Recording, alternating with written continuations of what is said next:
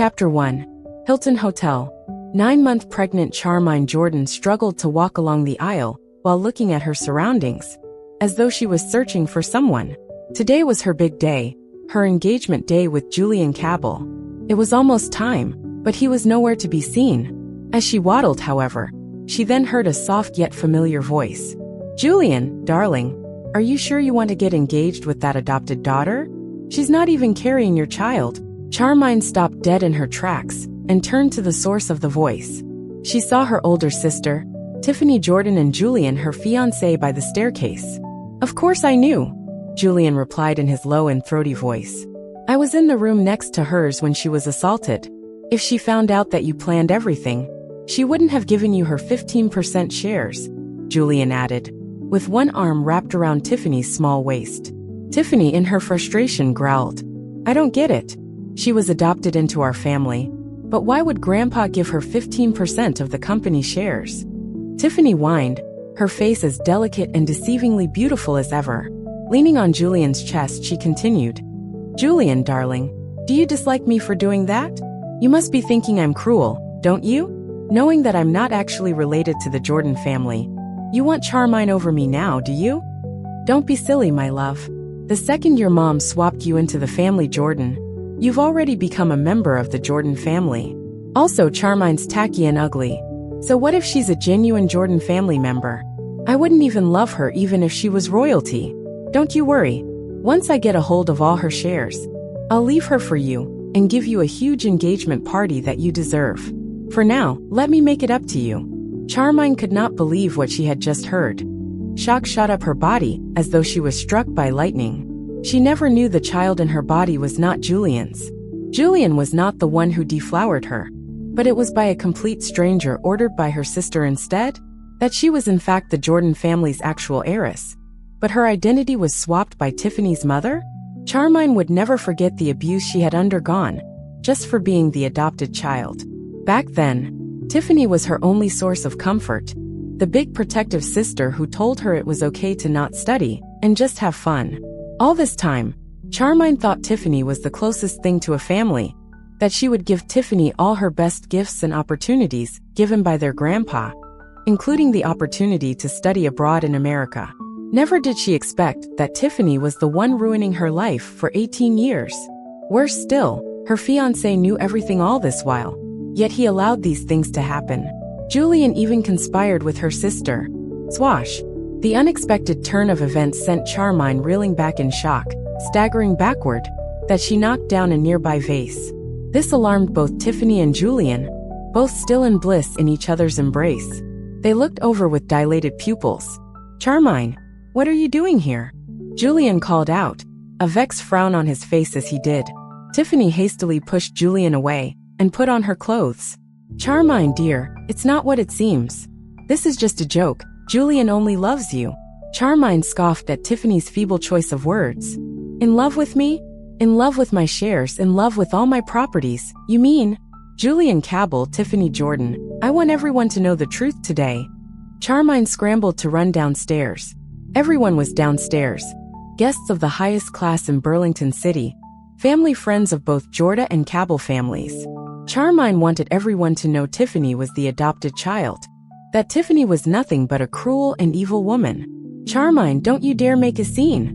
Julian held her wrist, stopping her from running. "Need I remind you that you're pregnant?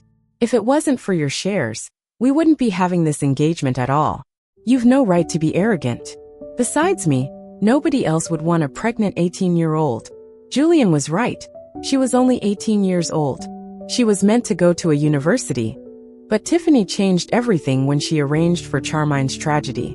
Unable to further her studies, her only option was to get engaged with Julian and become a full-time wife that everyone despised. She used to look at the prospects of this future with such fondness, but today's events made her sick to the core. "I'd rather die alone than to be with a bastard like you." Charmine swung his hand away and continued running downstairs.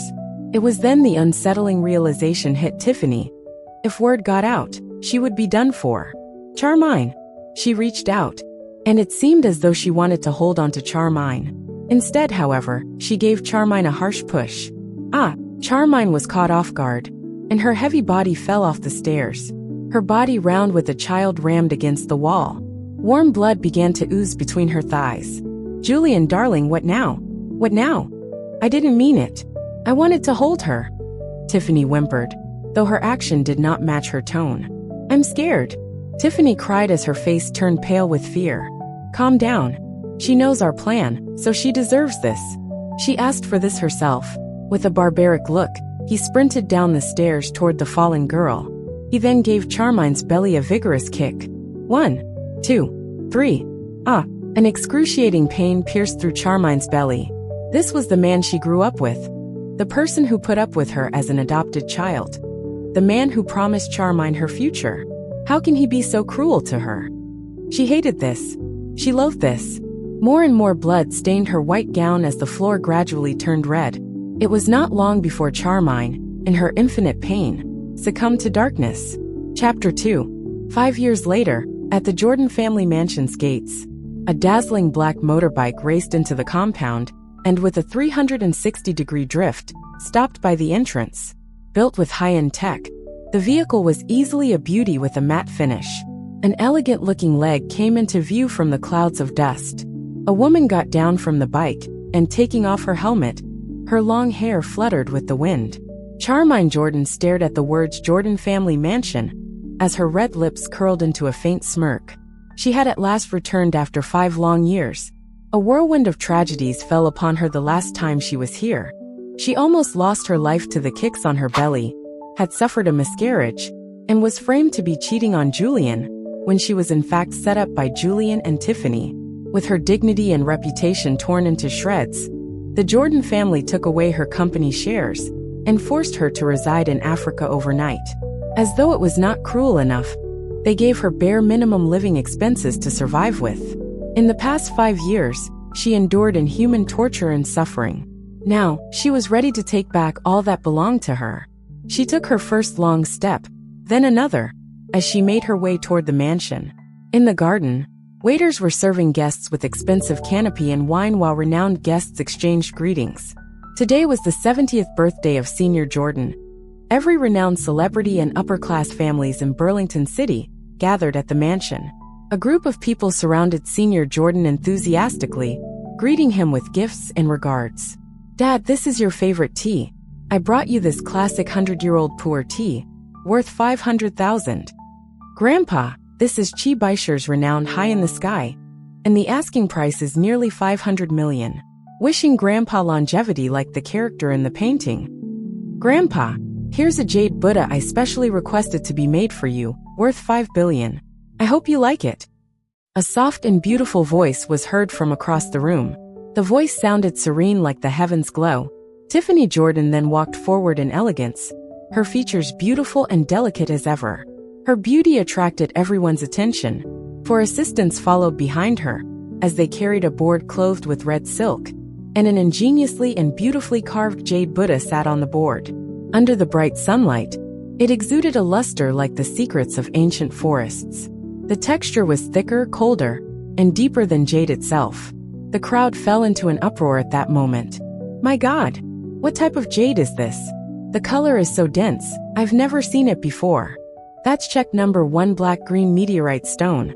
Asking price is $5 billion. What? Check number 1? The one and only black-green meteorite stone in the world. Correct. According to reports, check number 1 has a very special material that's even harder than the hexagonal diamond. It belongs to a type of iron meteorite, and no hydraulic press could crush it.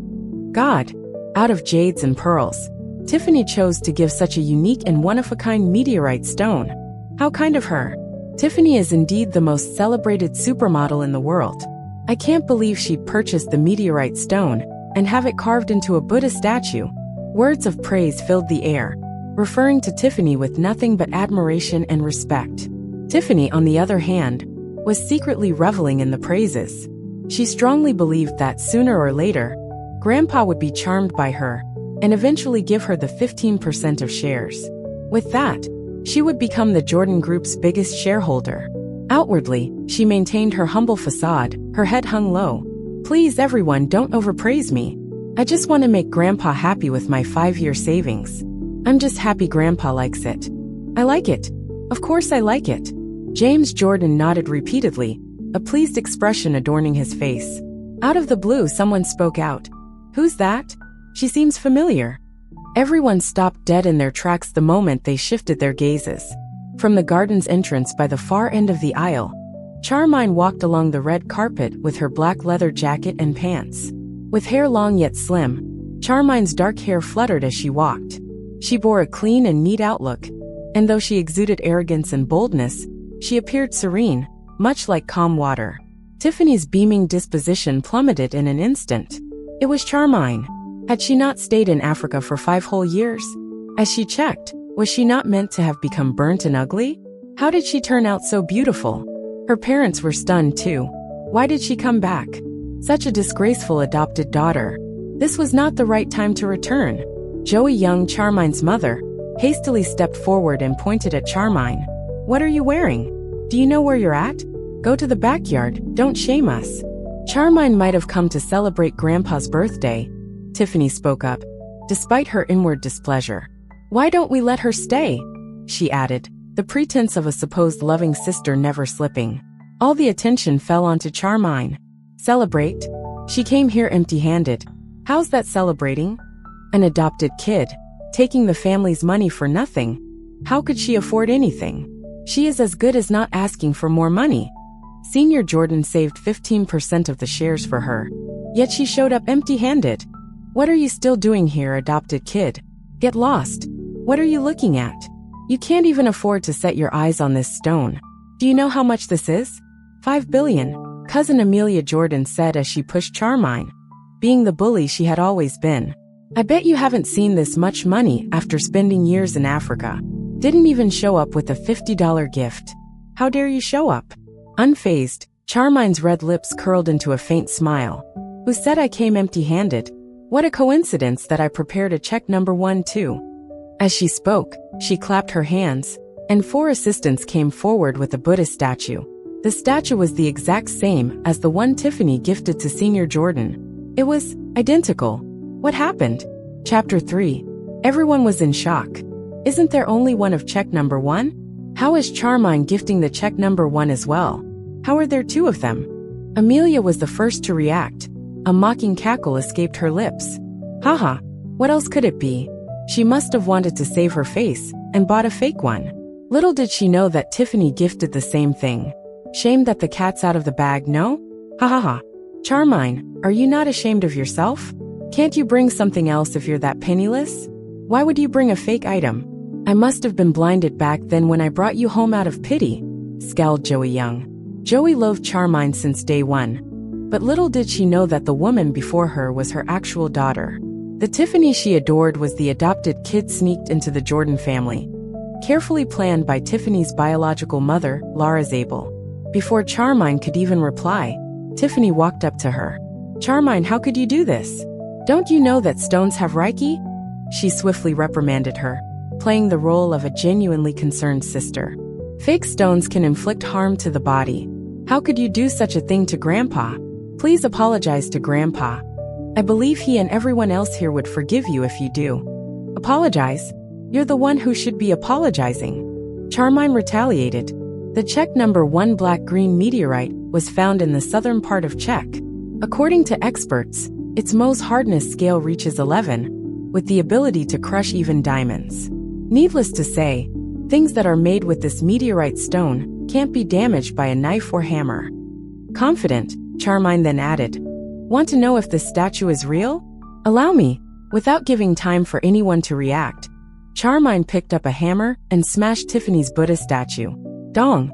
The moment the hammer crashed onto the Buddha statue, the supposed check number 1 shattered into pieces all over the grass. Swiftly, Charmine turned to her Buddha statue and swung the hammer. Dong! Dong! Dong! With a stronger hit each time, the Buddha statue remained undamaged, yet the color turned darker. Everyone was stunned, unable to comprehend what was happening before them. Unbelievable. What? How's this possible? Does that mean Tiffany's gift was fake all along? These broken pieces are obviously some advanced artificial glasses. We were almost fooled. My thoughts exactly. How can a supermodel like Tiffany earn up to $5 billion in just 5 years? Now it makes sense, she's a fraud. What was once a resounding choir for Tiffany's generosity and prosperity quickly darkened into an atmosphere of condemnation. If you knew that fake stones cause harm to the body, how could you do such a thing to Grandpa? Charmine scorned, a permanent frown on her face as she did. I didn't know. I really didn't. Tiffany shook her head vigorously. She turned to Senior Jordan and hastily sputtered, Grandpa, I went to check just for this. Grandpa wanted to believe his granddaughter, but the truth that unraveled right before him made it impossible for him to do so. He merely waved it off. All right, I understand. You might have been deceived in a foreign land, he commented. Step back. Someone please come and clear the rubbish. In an instant, a few staff came forward to clear the broken bits. Tiffany's face ashened as she looked at the pieces of shattered glass being cleared. The rubbish they were clearing was not just her $5 billion. They were also taking away her reputation, her dignity. Humiliation had never hit her this hard before. How did Charmine have so much money? She could not even make $5 billion as a supermodel in 5 years. So how was it possible that Charmine made $5 billion in Africa? Impossible. Where did her money come from? James Jordan could care less about what had happened. What mattered was the young girl before her. 5 years ago, he had no choice but to send Charmine abroad to recover. But his longing for his precious granddaughter had never diminished. Now that Charmine returned with such maturity, James rose from his seat and walked toward Charmine. As Senior Jordan stood before her, he held Charmine's hand fondly. Oh, my child, he spoke. It must have been difficult for you in the past 5 years. From now on, no one can change your status as my granddaughter, and nobody can send you away from me, Senior Jordan consoled her. Grandpa will transfer you the promised 15% share. Instantly, the crowd fell into chaos. Senior Jordan was so loving to this adopted child, and he was even willing to give her the 15% share of the family's business. The adopted kid who suddenly disappeared for 5 years was suddenly showered with the biggest blessing anyone in the Jordan family could ever ask for. She was indeed an attractive woman with a generous heart. Her future seemed rather bright as of this moment. The guests surrounded Charmine to congratulate her, and words of adoration and praise were sent in her way. Tiffany, on the other hand, was left alone like a moon among glowing stars.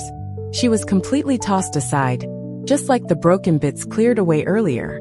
Nobody cared. Eventually someone did see her, but their only comment was, TSK, what a fraud. The moment this person walked away, Tiffany balled her fists. How did Charmine steal her spotlight away so easily? No, that was it. Charmine did it on purpose. She came back to take revenge on what happened 5 years ago. Tiffany would not let this slide. With malice darkening her eyes, Tiffany took out her phone. I want her dead. Meanwhile, a tall and well-built man stood at the mansion's attic with one hand in his pocket, emitting an aura of indisputable class and elegance. He saw everything that had transpired at the garden below, and his eyes were strongly glued onto Charmine. She was no ordinary woman. He snapped out of it the moment his phone rang. Answering the phone, he instantly spoke. Did you find anything on the girl from 5 years ago? Sorry, bro. I tried my best, but I don't have any leads on the girl's identity. We do have a situation though, Momo's missing. What? The man swiftly turned and walked away. Chapter 4. The celebration gradually receded, and the only ones left in the garden were members of the Jordan family. Worn out by today's celebration, Senior Jordan decided to retire to his room and rest. The moment Senior Jordan left, however, Joey Young turned her hate-filled eyes at Charmine. You're an evil and cruel adopted kid, she growled. Tiffany had been protecting you ever since you were a kid and loved you dearly. How could you do this to her? I didn't do anything. Did I make her buy the fake meteorite stone? Came Charmine's nonchalant reply, undismayed. This only fueled Joey's anger. She was scammed, and you didn't even bother to warn her? You even humiliated her in front of everyone. Is this how you treat your sister? Someone please drag her out. The Jordan family cannot accept this kind of person. Adam Jordan, the patriarch, barked to his men. Several securities came forward, ready to drag her out. Charmine merely shrugged them away and coldly fixed her jacket. No need. I can walk. She did not intend to stay at the mansion anyway. Charmine, where else can you stay? Mom and Dad won't be angry for long. So just apologize to them, will you? I'll be heartbroken if you stay on the streets, Tiffany frowned. Of course, she was not genuinely heartbroken. Quite the contrary even. No need. I actually bought a villa group, some 20 blocks of houses. I'm actually quite busy collecting rents. With a faint smile, Charmine pulled out a few hundred sets of keys and swiftly turned away. The sound of keys jingling accompanied her every step. Everyone stared with eyes wide like saucers. She bought so many properties. Where did she get her money from? How did an adopted kid get so much money? Charmine then approached Tiffany and stood next to her, shoulder to shoulder. Hey fraud, you better get ready, she spoke in a hushed tone, though the warning was more than palpable in her tone. Now that I'm back, I'll be taking what's mine. Oh, and those who hurt me before? They better pick a god and pray. Though she had a non-threatening smile on her face, Charmine's smile was akin to a monstrous piranha in the dark, deadly. Tiffany turned paper white as her legs went weak. She was terrified. The Charmine who used to be quiet and shy had turned into this woman with such a powerful aura. Charmine continued to walk to the exit, proud of herself. She's left the mansion. Charmine put on her helmet and left on her motorbike. Now was not the right time to make her official comeback. Even if she stayed, everyone would have tortured her for being the adopted kid except Grandpa. After all, Charmine came back for revenge, not for them to treat her badly. The day she would make her official return would be a mass celebration, welcomed by everyone. The sleek motorbike sped from Burlington City to the villa. Not long after, her phone rang. Stopping at the side of the road, she answered the phone. She heard panting from the other side before the person spoke. Miss Jordan, why didn't you let us know you've returned? We could have arranged your transportation. My boss has prepared for you a 5-star villa. No, it's fine, Charmine interrupted. I'm only back for some personal business, so I won't be staying over. But I'll contact you when everything is resolved. But if you're too bored, do help me check the identities of all the guests at Phoenix Hotel on Valentine's Day 5 years ago, especially all the men who were on the top floor. Charmine lost her chastity in Phoenix Hotel 5 years ago in 2015, and her life was ruined from that night onward. She wanted nothing more than to find the man who destroyed her life. She would make him pay when she did. Of course, I'll be on it right away, Kay, the person on the other end replied. Once she ended the call, Charmine started her motorcycle once more and sped off. She was so focused on making plans that she was completely unaware of the van closely following not far behind. Situated outside of Burlington City, the villa was only 800 meters away, but no outsider would come as it was very quiet and secluded. Everything happened too fast. The sound of a vehicle was heard, loudly so, and it came from behind her. Bam! The van powerfully rammed against Charmine's motorbike, and the impact threw her high up in the air before she fell onto the side of a road near a steep slope. Weakened, Charmine squeezed her eyes shut and gripped onto whatever she could to keep herself from falling. However, this did little to no help. As she rolled down the hill, with nothing to break her fall, the motorbike crashed and broke apart, with black smoke coming from the remnants. Once he got down from the van, the driver immediately looked at the dangerously high and slippery hills. As his eyes searched the area where Charmine had fallen into, his fingers fumbled on his phone. Miss Jordan, Charmine jumped from her motorbike and rolled off the hill. Look for her immediately. I want her body, dead or alive. With serious injuries all over her body, Charmine rested at the bottom of the hill.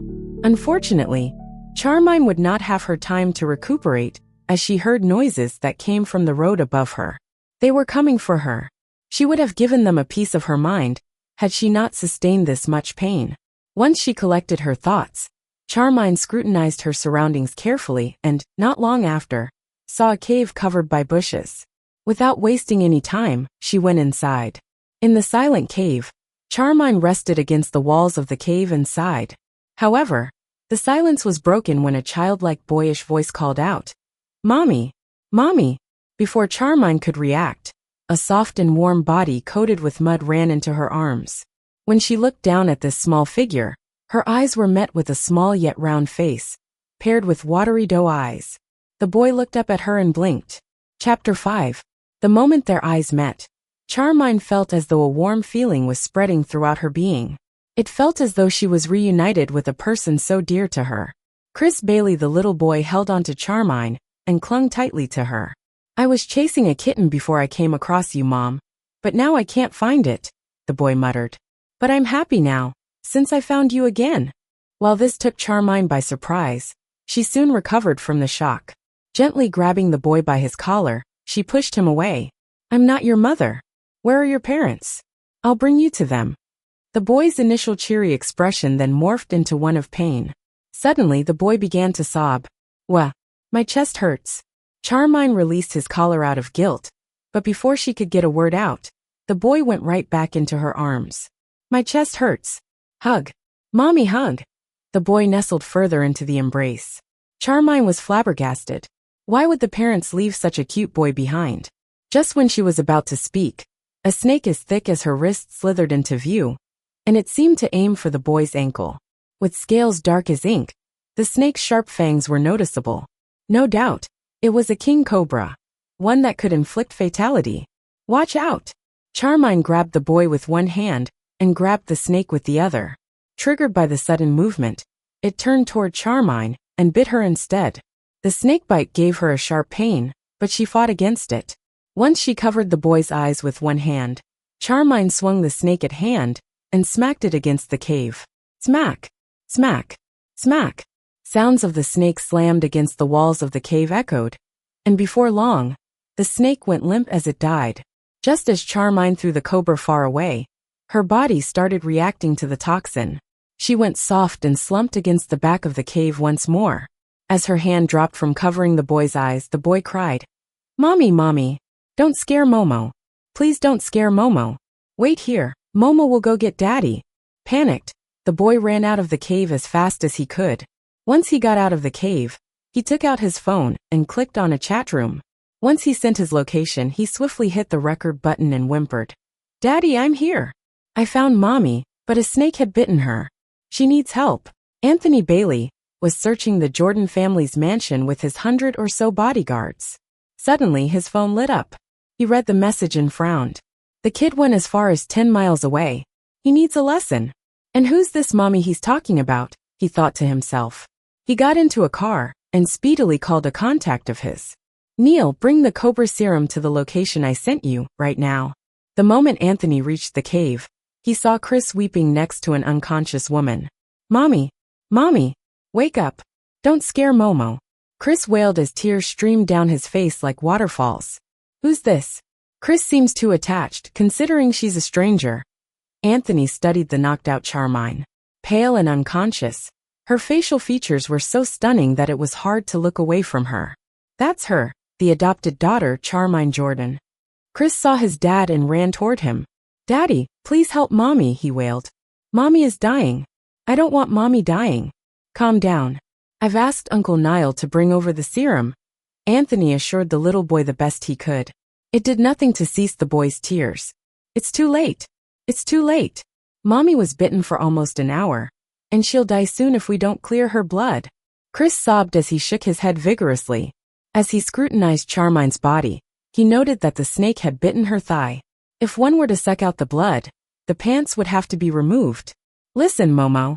There's a difference between a boy and a girl. Uncle Niall will be here shortly." Chris refused to listen, and it was as though his mind was overridden in utter fear. "Help Mommy. Daddy, help Mommy. Momo had just found Mommy. Momo doesn't want Mommy dead. Momo doesn't want to have no Mommy. I don't want to be laughed at. Daddy, help her. Please help her." The boy was spurting word after word as he pulled Anthony to Charmine. "Momo, stop making a scene," Anthony warned him with a stern look. "Ah!" Suddenly, the boy's eyes rolled to the back of his head. He then fell onto the ground with white foam coming out from his mouth. Anthony's look instantly changed. The boy had been weak since he adopted him. Whenever something terrible happened, his body would cramp up. Niall Bailey, who happened to be a medical doctor, had constantly warned him that cramps and strokes would affect the development of Chris's brains and intelligence. That was why they had always been cautious throughout the years and allowed Chris to have his way all the time. It had been over a year since this had happened. "All right," came the reply of defeat. "I'll help her." Anthony had to kneel at Charmaine's heel and reached out to remove her pants. Chapter 6. Anthony had no intention to do what he was about to, but this woman had undeniably piqued his interest. His family had been trying to get him married throughout the years, but now, Daddy, Daddy, Chris's bright voice brought him back to reality. Anthony noticed that the 2 darkening spots were quite terrible to the eye. It might be too late to save this woman by the time the serum arrived.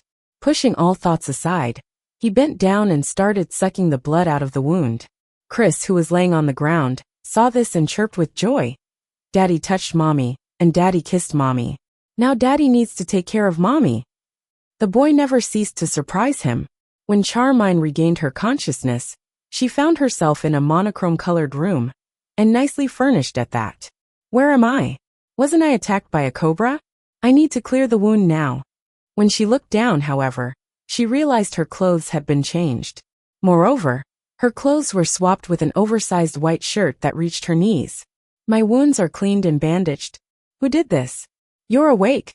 A deep velvety voice was heard from across the room. Charmaine looked up and saw a tall muscular figure walking in from the door. The man was dressed in his tailored suit. His facial features looked as though carved with the finest detail. His aura felt exorbitant, lathered with class and refinement. It was Anthony Bailey, the man who was at the top of the pyramid, the Bailey family's 13th heir, a family of extreme wealth for 500 years. This was Anthony Bailey. Was it you who saved me? Were you the one who changed my clothes? MHM, he softly replied. As he approached her, he then knelt before her. Don't worry, I'll take responsibility over you. He took out a small cotton box and gave it to Charmaine. The box automatically opened. Sitting in the box was a heart-shaped diamond ring. What are you doing? Charmaine frowned. Proposing to you, Anthony answered. Rumor had it that Anthony paid no interest in women, and even his son had a surrogate mother. Why would he propose to her? Of course, the son. The boy's features were similar to Anthony's too. So the boy she had saved turned out to be this wealthy man's son? Why did he allow his son to wander in such a dangerous place, and out of the blue, was proposing to her now? What an irresponsible man. Are you insane? You helped me change, and now want to marry me, she scoffed. I'm a man of principles, Anthony deadpanned. According to your principles, doesn't it also imply that the men who go to beaches would have to bring home a bunch of wives? More than thousands of men saw me when I went to the beach. So do I have to marry every one of them too? Thousands of men? Anthony did not like what he heard. Once she got down from the bed, Charmaine gently patted him on his shoulder. Mr. Bailey, we're all adults. I don't need you to take care of me. Just take good care of your son. Don't spend all your time making money. Your son doesn't have a mom. And if you don't do something about it, it could affect his character development. Charmaine left the room after telling him off for good. Her, dressed in an oversized shirt that showed off her long and slim legs, gave off strong masculinity laced with elegant femininity. Anthony's face went stiff in awe. Was his proposal rejected? Any other woman in the world would die to marry him. Yet this woman rejected him without a second thought. He turned suddenly and asked in a slightly raised tone, Is there someone else? Charmaine was confused. Anthony looked right into her eyes and pronounced each syllable as he said, I sucked out your toxin. Wait a minute. Was the snakebite not at her thigh? Chapter 7. Chasing after her. Anthony went to stand in front of her path, and it effectively blocked her. He took out the small box once more. Miss Jordan, please consider, he asserted, languid yet evident with determination. Charmaine was speechless. Must she accept his proposal? Who placed such a ridiculous mandate? She gently plucked out the ring from its box. Needless to say, it was a beautiful heart-shaped diamond ring perfectly cut, and the exquisite workmanship was evident with the ring itself. It was one of the best cuts in the world. Yet, with a faint smile on her red lips, she tossed the ring away. Just like that, a perfectly cut diamond ring was thrown away like it was rubbish. Anthony and his assistant were stunned. The assistant felt like everything was a blur. Charmaine literally rejected his boss and threw the diamond ring into the bin. Unperturbed, Charmaine nonchalantly spoke. I am thankful that Mr. Bailey had saved me and nursed me back to health, but I won't marry you. Marriage isn't a game, and a victim doesn't have to marry the rapist. You're too naive. With that, Charmine left. The corners of Anthony's lips quivered in displeasure. Was she implying he was a rapist? Was she genuinely comparing him to one? What deplorable attitude. This woman was being ludicrous. Anthony scoffed. Would she still reject him if he sucked her all over? He was quite intrigued to find out. Nonetheless, the most important thing was that she survived the fall from the hill. Luke, send her the evidence we found. Ah, Luke, the man addressed by Anthony was confused. What was going on? Charmine was so rude to him. But not only was he not angry, he even wanted to send those evidence to her? What happened to his calculative and remorseless boss? Forget it, I'll do it myself. Since Luke did not react, Anthony walked to his office and turned on his laptop. By this time, Charmine had reached her villa. Once she got changed into her own clothes, she threw the white shirt into the bin. It was not long, however, until the ringing of her phone broke the silence. Picking up the phone, she noted the person on the other line panting. "Oh, my lady, are you all right?"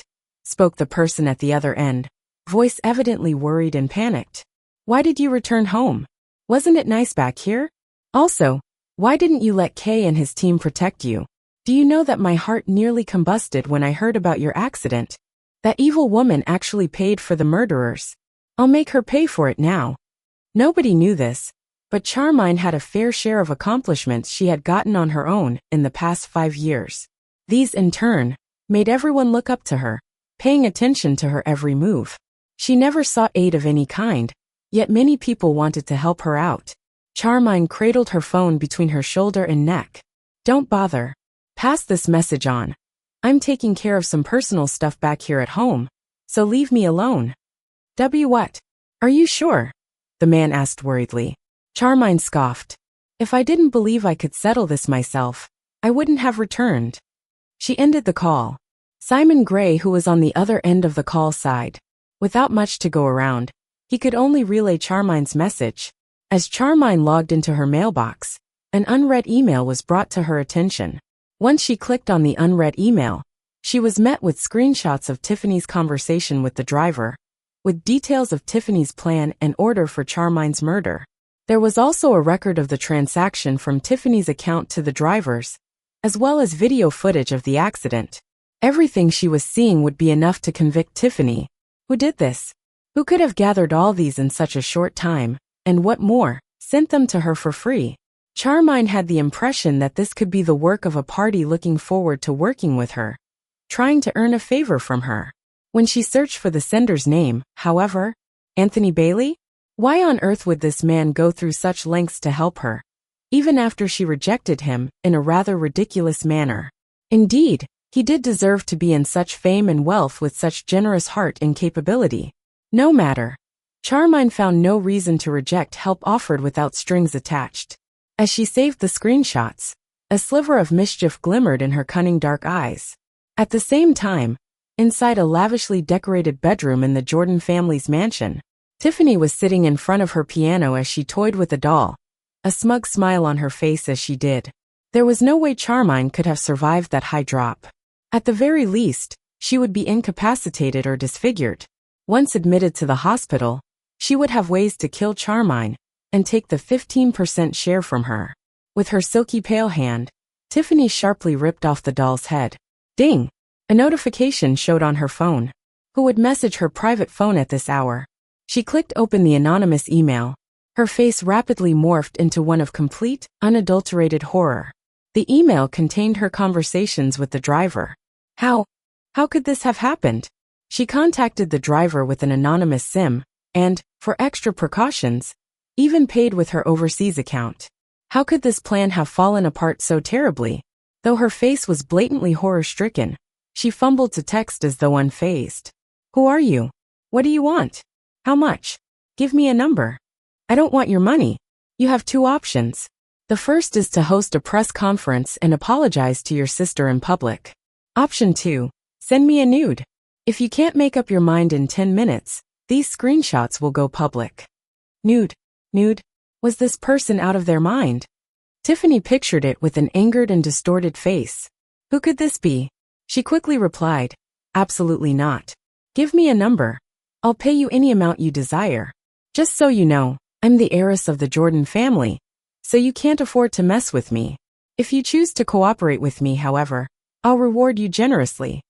Undaunted, the person merely replied, "You have 9 more minutes to decide." Tiffany gritted her teeth. She had no choice. Chapter 8. Fists clenched tight. Tiffany called her manager, Veronica Ramos, right away. "Find out who sent me the anonymous email in the next 5 minutes. I want his information," ordered Tiffany. Tiffany believed she could blackmail this person into conceding defeat once she obtained their information. Nobody could ever walk over her. Alas, 5 minutes later, Veronica called her again, but she came without good news. "Tiffany, I'm sorry. I found the best hacker in town and used up all my connections and resources, but we still couldn't break in the sender's IP address. How is this possible? I thought we had the best team." Tiffany's fear had gotten the best of her as her voice raised a few octaves. "Now we can't even break into an anonymous IP. She was the most celebrated supermodel in the world, armed with the finest of resources and best connections. There was no way such a thing could happen to her. The hacker has skills we can't compete against. We don't know their identity, and even the best hacker in our team couldn't break his IP. Tiffany, perhaps you could come up with other plans to keep him silenced. If this goes public, your reputation will be completely ruined." Veronica tried to reason with her, and a sigh escaped her lips soon after. Tiffany fell onto her bed in disbelief. Veronica was her manager and assistant. If she, a person who possessed the best resources in town, said she could not help, anyone else would be useless. What could she do? Host a press conference and confess her wrongdoings? What difference would this make from the screenshots going public? Should she send this person her nude then? Her reputation would be just as ruined as the first option. She received another email. "You have 3 more minutes." In the email, a screenshot of a typed-out post on Weibo was attached. The screenshot read, "The most famous supermodel Tiffany Jordan paid for her sister's murder." Tiffany turned pale as her hands quaked without restraint. If this was to be revealed, it would make headlines around the world, and she would likely end up in prison. "Don't send this. Wait. I'll send you nude right now." She had no choice but to run into her bathroom. She even picked up the cucumber she prepared for her eye mask. However much she did not want to do such a shameless thing, she had no other choice. The perpetrator was most likely some crazy fanboy who wanted to entertain himself with her nude photo. Also, even if her nude got circulated, she could insist they were photoshopped by others and easily think of ways to dissolve this chaos. She could even gain more male fans with her nude. The outcome of this choice was more bearable compared to the other. Holding on to these thoughts, Tiffany bit her lips and took a nude in the bathroom. At Violet Villa, cross-legged in front of her computer screen on the desk, Charmine muttered quietly as she sipped her wine. 3, 2, 1. An email showed up in her inbox at that instant. The email had Tiffany's photo attached to it.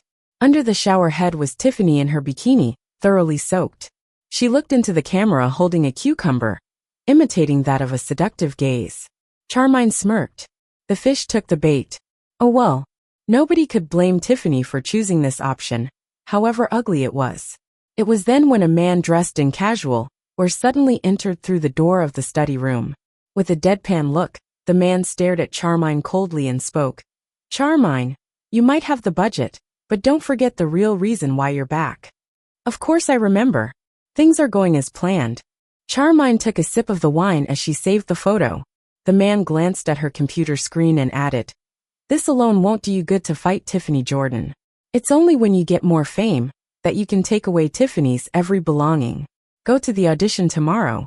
With that, the man threw a file on her desk and turned to walk away. Charmine picked up the file and studied the content. It was the document for Chanel's audition. Chanel was an international luxury brand known for its beautifully designed clothes, bags, and amazing perfumes. Many people took pride in buying an item from Chanel. Chanel just so happened to announce that they would host their 10th annual jewelry show on the top floor of Ocean Pearl, Mount Clair, in 2 days. Therefore, in the audition tomorrow, they would hire a supermodel to make the final appearance during the show. This would make a huge difference to the fame and reputation of a supermodel. Charmine scanned the list of names. Besides Tiffany, the supposed most famous supermodel, the other 49 candidates were world-renowned supermodels, guests of Milan Fashion Week, Victoria's Secret's show, and the likes. Charmine was still new in this field, considering she had just returned from abroad. Yet this man already had such a difficult task arranged for her. The man knew what he was doing. Charmine rearranged the folder, and her attention went back to the photo on her screen. A sly smile went on her lips. Tomorrow would be interesting. Tiffany's reputation was at stake. Chapter 9. The following day had come, and Veronica came over to pick up Tiffany. Tiffany was dressed in her best gown, face meticulously decorated with makeup. Her mother, Joey Young, walked her to the door. "I'm sorry, Tiffany, but I can't go to the audition with you today. Your dad and I have a project to discuss after all. We wish you the best for this audition and getting into the final appearance. Mommy knows you're the best." "Thanks, Mommy." The mother and daughter duo shared a hug before Tiffany got in the car. Once the door closed, the sweet and innocent smile on her face was replaced by an entirely different look. It was darker. Tiffany had been plagued with anxiety and concern since Charmine's return. Tiffany knew the truth. Her poor biological mother was sentenced to death 3 days after giving birth to her. To ensure that her child would have a better future, she swapped Tiffany with Joey's actual daughter. And poor Charmine was left on the street instead. Would Joey love her the same once she found out the truth? When she saw Tiffany's difficult expression, Veronica assumed Tiffany was still concerned about what happened last night. "Don't be too concerned about it. It's just a photo," she assured her. "Even if it got out, it wouldn't be such a big deal. You should focus more on getting the opportunity to make the final appearance. Everyone will be attending the show tomorrow, and I even heard that someone from the Bailey family would be coming. Scoring this role would definitely double your value, and nobody would remember what happened during Senior Jordan's birthday." "I know what to do." Tiffany nodded. Last night's event no longer bothered her. The hacker must have been a pervert like many of her crazy fans.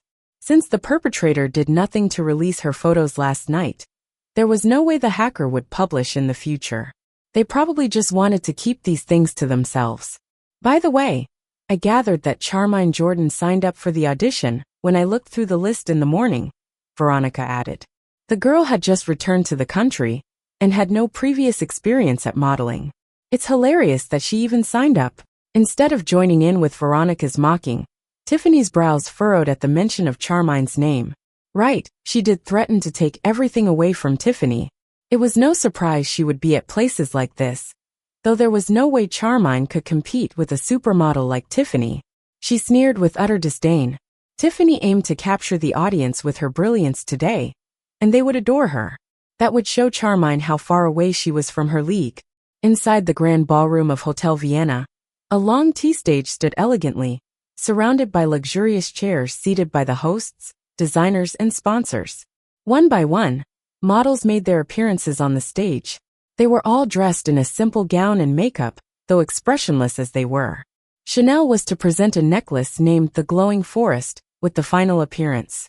The necklace was made with platinum, carved in the shape of a leaf, along with a green fluorite stone hidden in the leaf. The stone consisted of platinum, white gold, silver, and light green, and it exuded an air of perpetuity and elegance. Therefore, the chosen model to make the final appearance would have to exude an aura that matched the necklace, or more preferably, more than that. Niall Bailey looked down as he sat on a hidden seat on the second floor. "Bro, didn't you say the special lady would appear today? The audition is almost over. Where is she?" "Exactly. Where's Mommy? These women are so ugly and bland-looking, thinking they're cool and refined." "My eyes are drooping already," Chris muttered. Anthony rubbed the boy's hair and spoke. "She'll be here any time." He then averted his gaze to the entrance. You've only seen her once and you're so sure?" Niall asked, tone laced with disbelief and mockery. "No one believes in love at first sight until that special person comes along and steals your heart," Anthony replied with an unintentional smirk on his face. "Lord, save me from this burn." Niall howled dramatically. He acted as though he was attacked and struggled to stop his imaginary wound from worsening. "Bro, are you my actual brother? Seems like I was wrong from the beginning. I shouldn't have been born. And then I needless to have a brother like you. Without a brother like you, I don't have to listen to what you just said. Your existence is a pain to a single man such as myself." Chris then chimed in. "Uncle Niall, you'll still have me even if Daddy's not here." I'm almost old enough to go to school too. Where's your child, uncle? Oh wait, you're not married and you don't have a wife. How can you make a baby then? Chris continued to chatter without restraint. Poor you, uncle. Even if you're married, you can't get a baby as adorable as me. Chris looked at Niall sympathetically. Niall was met with more slaps to his face. What had he done to deserve this? All of a sudden, the crowd below them grew aroused as noises of appreciation were heard. Oh my goodness! What a stunner! The three stopped bickering and immediately turned to look at the stage. Chapter 10. Tiffany finally made her appearance in a white linen gown, simple and elegant, as though she came from a classic novel. Her hair cascaded down her shoulders. A floral band rested on her head. The gown fluttered with every step she took, and it was the autumn leaves that danced mid-air in a picturesque scene of a fairy tale. Her exquisite face stood out from the other dull and tasteless models, though she still carried a fay-like poise. Her appearance was the personification of heaven on earth, as she emulated the beauty of a goddess from a painting. The copy of the necklace was brought to life on her elegant neck. The designer of the necklace, Ida, was awestruck by what she saw. Oh my God, that's it. She's the one, she beamed. This is exactly what I had in mind. It's her. We'll sign her. Amazing. Why is there such a pure and refined woman on earth? So honorable and spotless like a blank white cloth. Definitely worthy of her immeasurable fame and reputation for being the best supermodel in the world. Her innate temperament isn't something ordinary people can compete with. So pretentious, Chris muttered.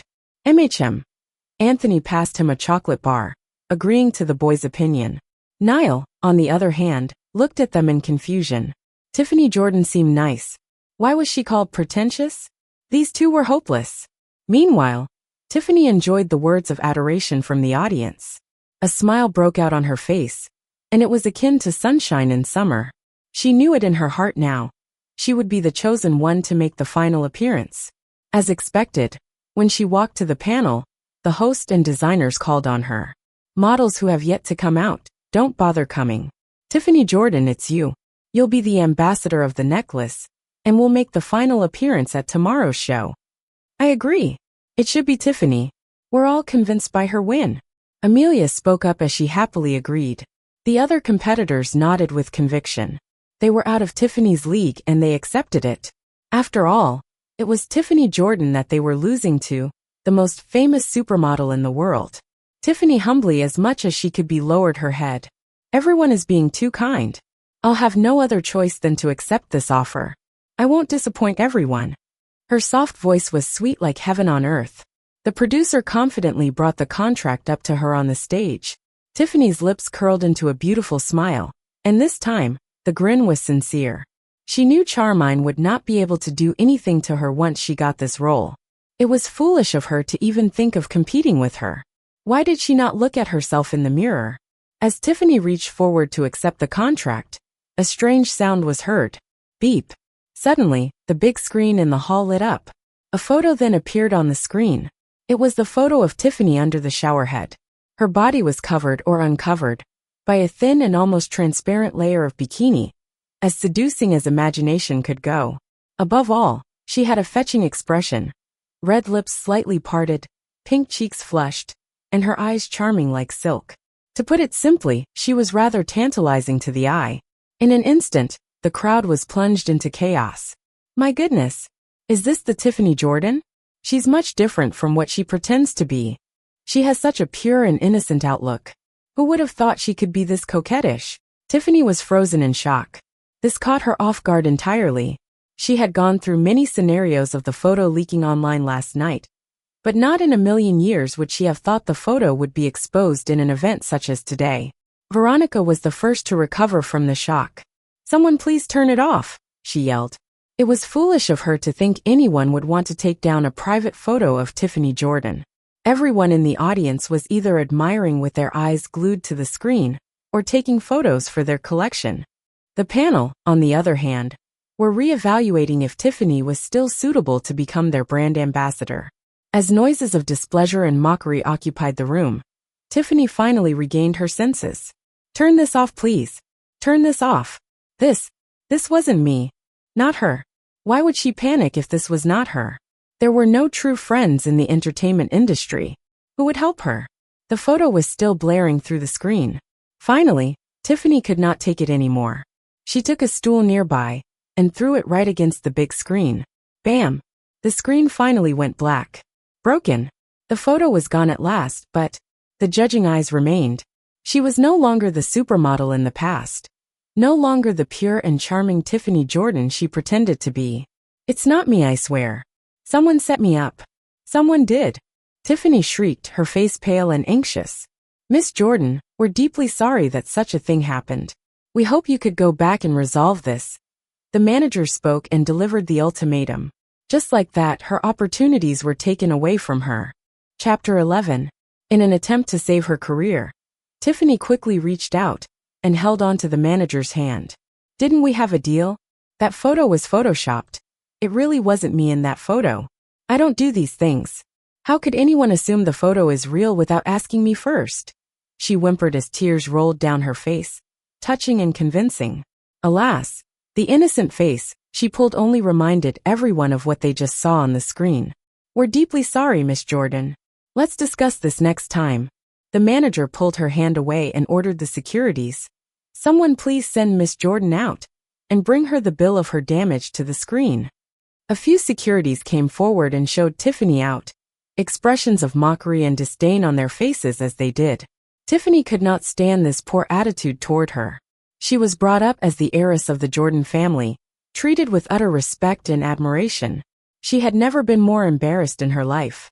However much she hated it, she had no choice but to leave with her hands covering her embarrassed face. The moment she was out from the hall, her poor and pitiful expression distorted into a murderous mien. Who could it be? She had to find out. She wanted the person dead. As her mind was thrust into a maelstrom of thoughts, an elegant figure in dark green walked toward her. The woman had bright red lips, her dress fluttering as she walked. She was indeed stunning and attractive. It was Charmine Jordan. Tiffany snapped out of her chaotic thoughts when she saw Charmine close enough to her. Suddenly everything made sense. It was you, wasn't it? You were the one who displayed the photo on the screen. You tricked me into sending you nudes, didn't you? Does it even matter if I did it? Charmine sneered, with her hands on her waist as she stood proudly before Tiffany. She had no intentions to run away from the accusation. This pushed Tiffany to the edge, her eyes burning with anger. It was Charmine. She truly was the hacker, the one who caused this catastrophe. No longer caring about her image, Tiffany screamed through gritted teeth. Charmine Jordan, you're my sister. How can you be so evil? I want everyone to know the truth. I want everyone to know how evil you are. Please, by all means go ahead. You attempted to murder me, but I found out. You didn't want the truth to be revealed, so you bribed me with your nude. You can even tell everyone about the two options you were given, and how you chose to send nude instead of apologizing. I've got every media's contact nationwide, so feel free to have your pick. Charmine spoke nonchalantly, scrolling through her phone unfazed by the woman before her. Tiffany trembled with anger, completely at a loss for words. Who would have thought that Charmine would find out about her dirt and use it against her? The truth should be revealed. Noticing that someone was near their perimeter, Tiffany's vicious expression was instantly replaced by a much gentler look, with tears suddenly springing back to life. I've no idea what you're talking about. I've never done such a thing to you. How could you make up such lies about me? Tiffany sobbed as though she was bullied. I know you've always been jealous of me, and that's why you made the photo public. You want to replace me, don't you? Had you asked me in person, I would have gladly given you this chance, this role. Why did you have to ruin my reputation? Once she noticed Tiffany in tears, Veronica instantly went up to them. Exactly. Tiffany has such a beautiful soul, so why did you treat her so badly? She scoffed. The Jordan family brought up a bastard for nothing. Charmine laughed to herself. It was no surprise that Tiffany was at the top of the entertainment industry. She could turn lies into truth, like black into white. Finding it a complete waste of time, she indifferently replied, "Oh, you're absolutely correct. Yes, I want to ruin you, so bite me." Charmine flipped her long voluminous hair. Aren't you bored from saying the same thing every time? Boring. With that, Charmine turned and left, her dark green dress fluttering with her every step. Tiffany was seething with rage like an active volcano ready to erupt. This was a completely different Charmine from the shy and weak younger sister she once knew. Charmine had become bold and wild. How on earth did she turn to be so arrogant? Tiffany could not accept this. You better watch out, Charmine Jordan. I won't let this slide. Entering her limousine, she commanded, Listen, Veronica. I want to destroy her with all of Jordan's resources. Meanwhile, in the ballroom, the audition continued once the damage was controlled. Eventually, the manager announced, And now to our final contestant, Charmine Jordan. Charmine pushed open the grand heavy door. All eyes were glued on her, including the trio on the second floor. Dazzling, she walked with grace to the stage in her simple yet elegant heels.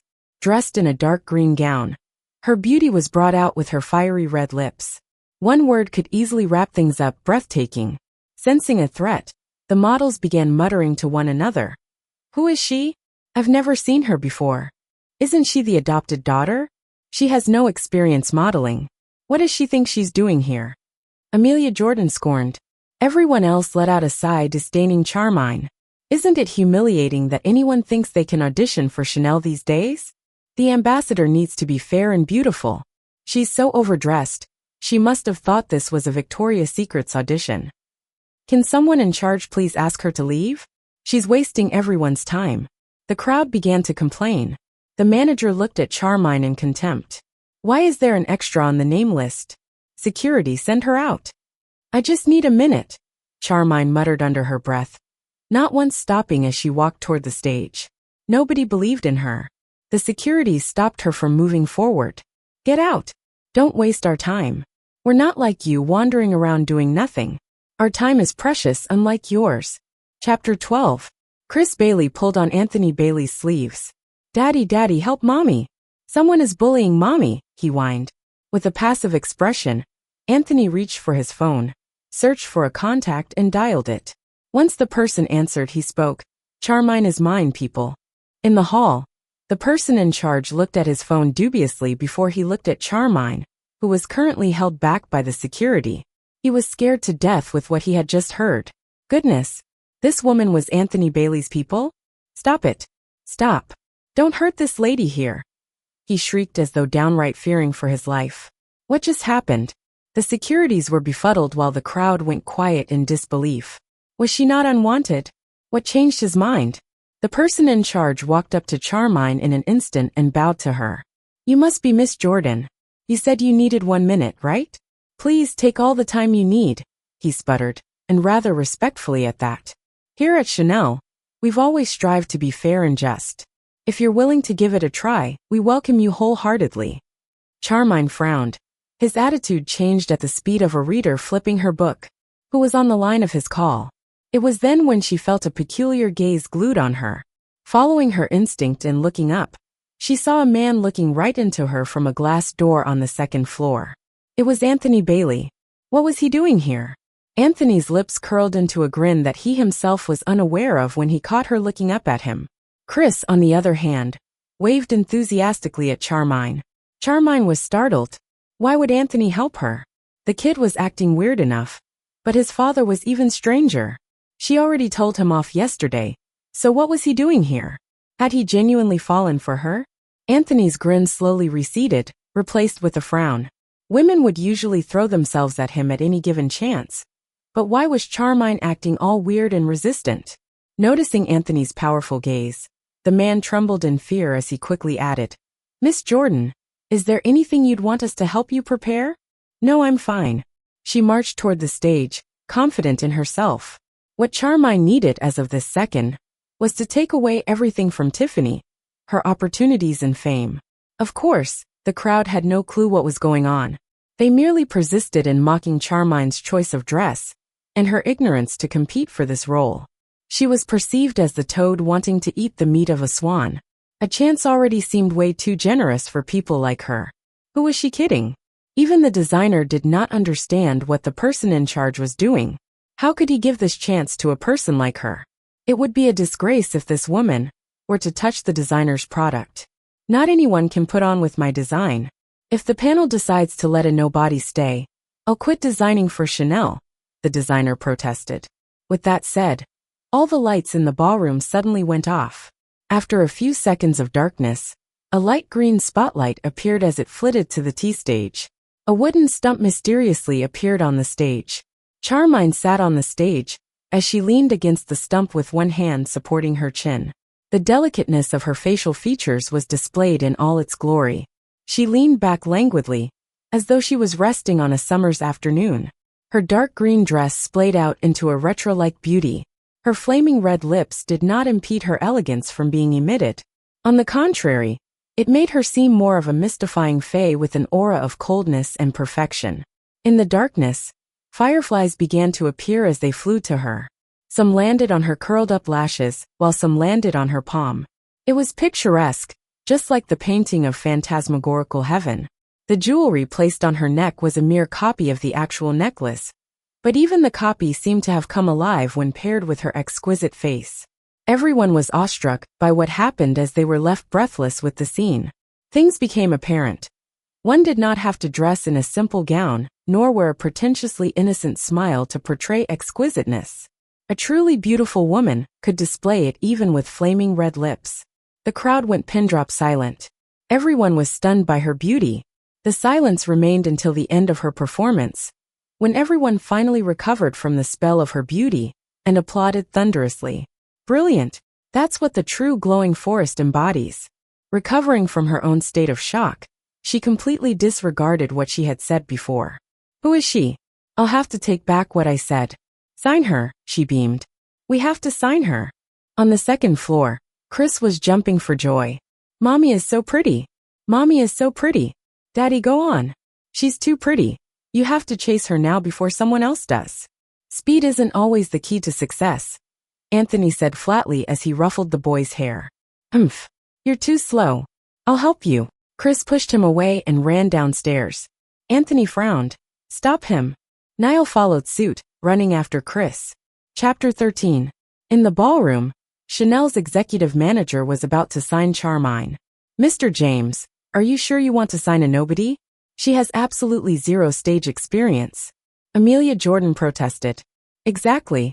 She's just witty. I can bring fireflies to cheat like her too. Matter of fact, anyone could. But these are cheap tricks that won't hold up on such a big occasion like tomorrow's.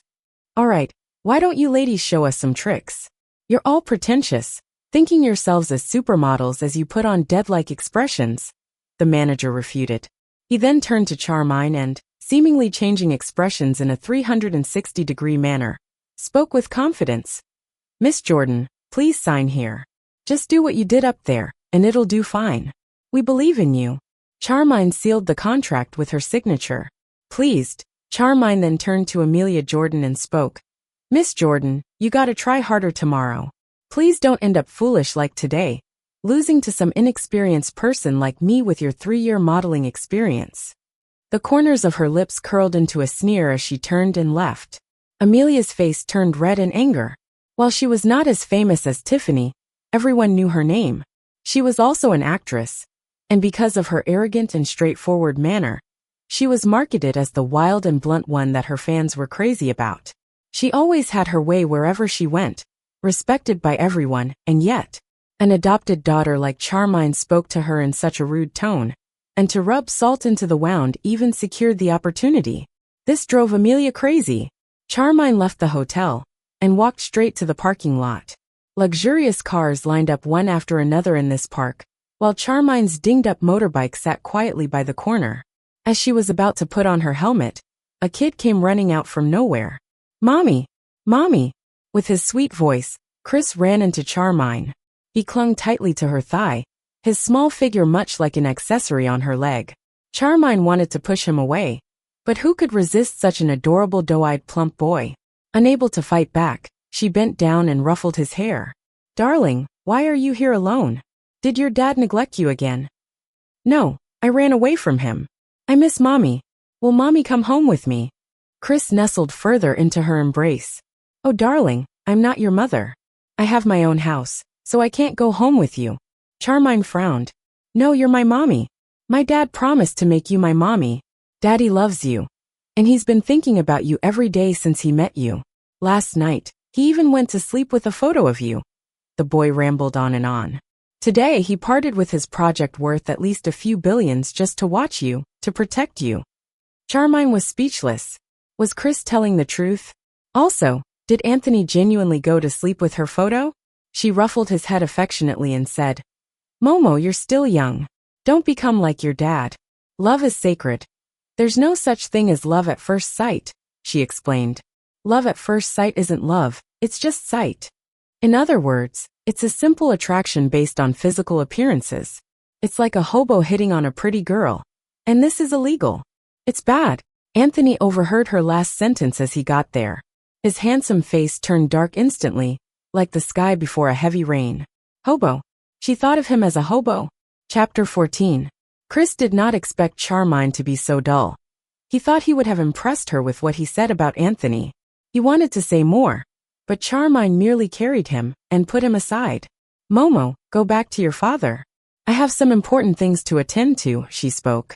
Go home, will you? Mommy. Chris looked up at her with his puppy eyes, in an attempt to change her mind with his pitiable look. Charmine would be lying if she claimed this had no effect on her. But she was reminded of the reason why she made her return. With her focus returned, Charmine hopped onto her motorbike. Poor Chris was pouting so much that his lips might reach the sky.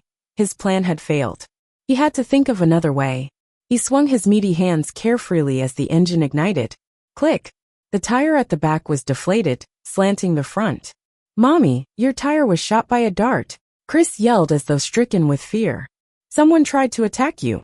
Charmine quickly got down from the bike and sure enough, saw a silver dart embedded in the tire. Who would play with darts these days? With a dart no less. This seemed strange to her. When he noticed she was growing suspicious, Chris hastily went up to her and held her hand. Don't worry, Mommy. I'll ask Daddy to send you home. With that, he yelled into his phone. Attention, Daddy. Attention. Her suspicion grew even more, but it still did not add up. Chris was just a 5-year-old, and he could not have thrown that dart. Or so she thought. His convincing, terrified expression made it less likely that he was even involved. A black, low-profile-looking van pulled over. Rolling the window down, Niall quickly spoke. Miss Jordan, Momo, get in the van. Chris opened the door to the passenger seat and got in quickly. Mommy, get in. We'll give you a ride, nothing else. I promise. Charmine noted that only Niall was in the van, and if that was not enough reason, her bike needed repair anyway. Without thinking too much of it, she went into the van. She regretted her decision the second the door closed. Anthony was in the van too. What can I do now? Can I still get out? She thought. Seeing her expression changing by the rearview mirror, he hastily stepped on the accelerator before she could change her mind. All right, it's now too late, she sighed internally, staying as far away from Anthony as possible. Luckily, Anthony was reading his newspaper and did not seem to pay any notice to her. As usual, he exuded aristocracy laced with indifference and coldness, an aura so uncommon yet so unperturbed by its surroundings. Everything seemed fine. Perhaps she overthought things. Suddenly, the van made a sharp turn. Caught off guard, Charmine fell against Anthony. Rip. The newspaper Anthony was holding on to got ripped apart as Charmine fell against him. Awkward silence blanketed them. It was as if the entire world went quiet. Damn the angle. Anthony had such handsome side features, so much so that her heart started beating loudly against her ribcage. Thump. Thump. Thump. This was not right. Why was her heart beating so quickly? She hastily held onto the front seat as she tried to get up. Just as she was about to get up, the van made another sharp turn, and Charmine fell right back onto Anthony. This time, she fell right into Anthony, face to face with his clothed rock-hard abs. Chapter 15. The unmistakable masculine scent from Anthony entered her nostrils and occupied her senses. With her heart picking up the pace, Charmine was angry and embarrassed altogether. Ugh, Niall must have done it on purpose, she fumed internally. Just as she was about to lash out, she heard Chris from the passenger seat, his voice pleading as he spoke. Sorry, Mommy, please bear with us. Uncle Niall likes drifting, you see. He was an F1 racer last year. Niall, please drive carefully. This is a highway, not a racing track. Anthony huffed in a low and authoritative tone. Charmine's voice was lodged in her throat when she heard him. Anthony then held Charmine by her arms and with a much gentler and concerned voice said, "Are you hurt?" He had a genuinely concerned face, and Charmine thought she was overthinking things again. She pulled herself up and distanced herself in an instant. "I'm fine," she replied as she held tightly onto a handler in the van, securing herself. With such a strong grip, no more turns could make her fall. At least that was what she thought before the van made another sharp left turn out of the blue. Squeak! Proud Charmine successfully prevented her fall this time. But it was not the case for Anthony. He fell onto her this time, and he intentionally grabbed onto her dress for stability. Rip! The cloth at her waist was torn out, and that side of her waist was exposed. "Anthony Bailey!" Charmine yelled his name through her gritted teeth. She could not take it anymore. The van then came to a stop. "Miss Jordan, you've reached your destination," Niall announced as he turned to look back, guilty of the situation he caused. "I'm so sorry. I'm really sorry. Once I get my hands on the steering wheel, I just can't help but drift. Uncle Niall, I've told you so many times to get rid of this habit. This isn't the first time you tossed Daddy in the air." Chris told Niall off, crawling to the back seat to help Anthony. "Daddy, are you all right?" "Fine." Anthony regained his balance and fixed his crumpled suit before he looked at Charmine with genuine concern. "Miss Jordan, I'm sorry for the inconvenience caused. I'll buy you the exact same dress to show my sincere apology. For now, cover yourself with this." He put on a spare white shirt on Charmine. His voice, though masculine in itself, was gentle and caring as he addressed her. Charmine swung her fist as though she wanted to hit him, but she pulled it back before it could even graze Anthony. Chris seemed innocent.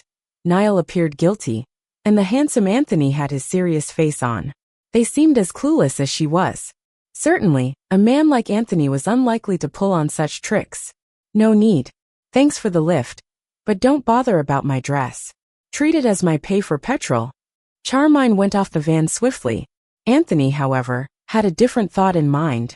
"I don't owe people, especially if it's a woman," he abruptly spoke up. "It's better if we keep things clear. I'll bring you a new dress myself." Charmine almost tripped over as she got out of the van. She did not want him to buy her a new dress, nor did she want to ever see him again. However, if she rejected his offer, it would seem as if she wanted him to owe her something. Not worth the trouble. It was better if she ran away. It was only after she was far out of sight when Anthony finally looked at Chris and Niall, his eyebrows raised with a knowing smile. "All right, what do you want?" Niall demanded enthusiastically. "I need you to help me get out of all the prearranged blind dates set up by our family for 1 year. Chris, on the other hand, clapped joyously as he chirped. "I want you to marry Mommy and make me a sister." Consider them done. Chapter 16. Charmine walked into Violet Villa with the man's shirt still on her. She could not fight back the incident that kept looping in her mind, nor calm her burning cheeks. Anthony was not the ideal man in mind, but she could not deny that his muscular physique was rather beguiling, especially those abs, so firm and hard. All caught up in her thoughts, she never noticed a figure approaching her. Slap. Charmine did not see it coming. She was slapped harshly at her cheek, and it began to burn. At that moment, a few guards hidden around the perimeter wanted to step out from the shadow they were hiding in. Their leader stopped them. "Wait. The boss asked us to stay out of it, and it's best we respect that. We can't just stand here looking at boss getting attacked. She's so precious, and everyone in our organization treats her with utter respect. The person can't just hit her and not face us." "I'm going out," one of the guards spoke, angrily as he did. "Calm down," Kay assured him. "I'm not too worried. She'll get back at him. Just watch." Recovering from the shock, she looked up to see a high school boy standing in front of her. With hair dyed bright silver, he was dressed in ripped jeans with an oversized shirt, and it gave him an edgy yet cool air. It was Robert Jordan, her 18-year-old brother by birth. Sadly, he was used by Tiffany and indirectly was corrupted by her influence.